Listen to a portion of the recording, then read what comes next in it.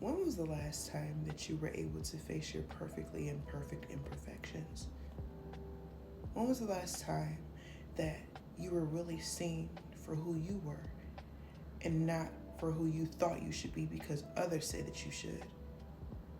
When was the last time that you deeply took a deep look into that mirror, cleared your lens, and dove deep within to pick up that inner frequency? How do you feel? Do you feel equally yoked? Do you feel imbalanced? Or do you feel like that there's something that you haven't been able to truly appreciate that you feel that you're able to value if others saw the value within without having to be validated, but only through you and what you want? If not, then this next divine feminine archetype may not be the person that you would like to meet. This archetype is an energy that is here to force you into true reality. This divine force in feminine is the woman that may be looked at as a tower, a person that comes into your world, presented so beautifully, but here to show you the things that you weren't yet ready to open up and face. This is your gift, and this is your curse. Are you ready to face the true, inner, mature, shadow side of you? Are you able to embrace it and show it when need be? Or are you afraid to unleash the power of the sun and hold it deep within that hermit mode? Well, do you mind if I get a little bit closer? Because this is the most important part. You have to understand the archetype of this beautiful, divine, almost dark feminine. This is not an evil dark feminine. This is a feminine that doesn't survive off a plethora of bodies, although very highly desirable. But this is the feminine archetype that hunts for the truth that you may not see, that she does. It's why she's been attracted to you this whole time. She sees something within you that you have been ignoring for quite long, and she is here to bring it out of you and to summon the truth from within. This is a high priestess-like energy. This is a dreamy energy. Very soulful when it comes to the eyes. Very easy on the eyes. The voice carries you through when you feel as though that there is no hope. But this is a weapon. Sometimes it could be a weapon of mass destruction. It depends on how you take it. But her job isn't to deliver things softly so that you can accept more. Her job is to make sure that when it's time to face the truth, you will not run away. You will stand up and be the emperor that you are. And you will stop being that womanizer or the player that you've always worked within. You're not the one who's playing. She has been playing all along. She just let you feel as though that you were steering the wheel. When you look deep in this woman's soul, which is the windows of her gaze, you start to question yourself. You start to question, what have you been working so hard for? Why have you been working so hard? Just to be you. This is the person who would knock down the charades of questions that you have about you. Unanswered questions that you did really know the answers to, but you struggled with revealing them. That truth is what she wants. And the truth is what you will get. Which brings us to the origins of her shadows. This Femme Fatale, she is a person that doesn't talk much. She lets you do most of the talking. She gives you feedback.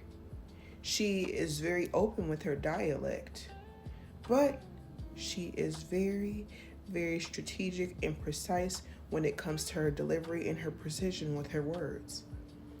This is not a woman that you can just talk over and throw something over her head and she just automatically believes it. And boy, does she recognize a womanizer from 10,000 miles away.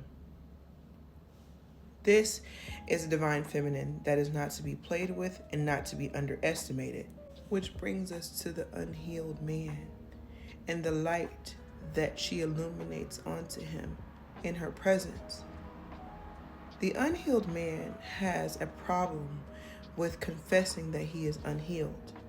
So he shows his tendencies in different ways, whether that's being nonchalant, whether that is being overly prideful, whether that is being selfish, possessive, overly territorial, not in a protective sense where a typical man should be expected to withstand, but more so of an insecure way. This femme fatale is not here to make this man feel insecure, but she is this tower moment that he just runs into unexpectedly, thinking that he was just running into a PYT, a pretty young thing, but she ended up being way more than that. Being a femme fatale can be easily misconstrued, easily misunderstood, but also easily acceptable. For some odd reason, there's something about this femme fatale that draws you in, like a spider in her web, Charlotte's web. She was so friendly, but again, you have to remember that Charlotte was a spider. She was able to make entrapments and have whoever she wanted in her net, right where she wanted them to be. And so when you think of the femme fatale, she can get you where she wants you. She's very patient until she does. And it's not to prey on your downfall. It's not to ruin your happy home. It is not to put you into ruins from what you're normally expected to receive. What you feel as though that as a womanizer or as a ladies' man that you should get, because you are the provider, because you are the head honcho of your household, of your reality. She will shatter the illusions of the reality that you thought you had. Are you ready? Or are you afraid of the unknown? Because she forces people to see their own devil side, which can consist of your guilty pleasures and things that you really enjoy. This woman could be looked at as being evil, all because she helps you to see what is real. She helps you to face reality without being afraid of what feels good and what is good, or possibly what is not. But just because it's not good, it doesn't mean that she's not good. She's just helping you to feel and decipher better of what's tangible and what is fake. Some people like fakeness, but the femme fatale, that's not her way. That is not any type of excitement to her. Anything fake is a doozy. But she also has this logic, this 10 of air type of persona about her, to where she only lives in her head. She is rent-free in her own mind, while others are allowing her to be rent-free in their minds. So while she is focused on her own world and her own solitude, she is also obsessively grasping the outer energies of the world without even knowing it. Last but not least, the ego death to the womanizer. The womanizer may feel as though that for the most part he is out to get what he wants, and at the end of the day, the end result is the woman being hurt. But with the femme fatale, this womanizer realizes that he only hurts himself by trying to hurt people. She is the true definition of making a person that's used to hurting people feeling hurt, actually feeling remorse for once. This is a femme fatale.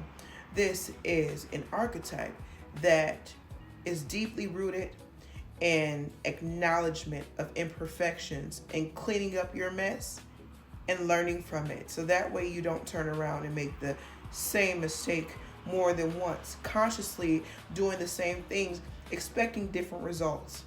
No, she's going to make sure that when you do make those changes, that they are permanent.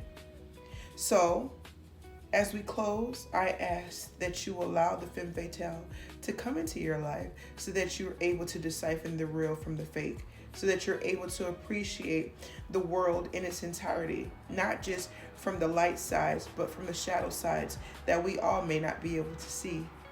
Thank you so much. My name is Jerika Chantrell, also known as Blue Jay, and I can't wait to see you for your next upcoming energy forecast. Au revoir.